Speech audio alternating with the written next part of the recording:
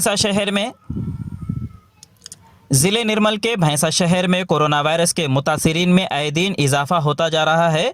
मज़ीद 2 मुतासिरा केस सामने आए हैं, जिसमें एक खातून और 16 माह का मासूम बच्चा भी शामिल है। इस इत्तला के मिलते ही इलाके में सख्त लॉकडाउन कर दिया गया है। वाज़ेह रहे कि शहर में अब तक जुमला 5 अफराद कोरोना वायरस से मुतासिर हुए हैं, जबकि ज़िले कलेक्टर निर्मल मुशर्रफ अली फारूकी ने भैंसा शहर का दौरा करते हुए हालात का जायज़ा लिया। इसी असना में मोहम्मद जाबिर अहमद नायब सदर बल्दिया व सदर जिला मजलिस ने RDO ई राजू के हमरा दफ्तर बल्दिया में हंगामी इजलास तलब किया और शहर की सूरत हाल पर तबादले ख्याल किया। महकमे बल्दिया के जानिब से जगह जगह हिसारबंदी करते हुए तमाम इलाकों को एहतियाती तौर पर बंद किया जा रहा है। बल्दिया के जानिब से जरासीमकश अद्वियात के छिड़काव किया जा रहा है।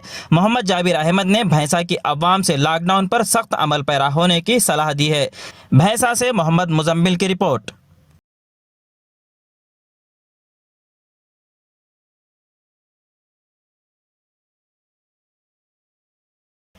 ज़िले आदिलाबाद में चल रहे लॉकडाउन के पेश नज़र अवाम के लिए अशाए ज़रूरिया की सहूलतें मुहैया की जा रही है। वहीं दूसरी तरफ हुकूमत के जानिब से भी तिब्बी अमला अपनी खिदमात में हमातन मसरूफ़ है।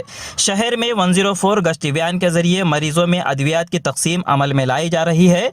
104 गश्ती वैन मोहल्लाजात व मुतालिका इलाकों में गश्त करते हुए अद्वियात की मुफ्त तकसीम अमल में ला रही है। आदिलाबाद से करण सिंह ठाकुर की रिपोर्ट।